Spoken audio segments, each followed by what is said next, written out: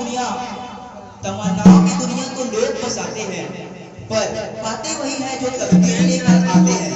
तमन्नाओं की दुनिया को लोग बसाते हैं, पर पाते वही है जो तकदीर लेकर आते हैं। मैं नहीं चाहता कि मुझे इनाम मिले, मैं नहीं चाहता कि मुझे इनाम मिले, जस भजन गाने का कोई दाम मिले।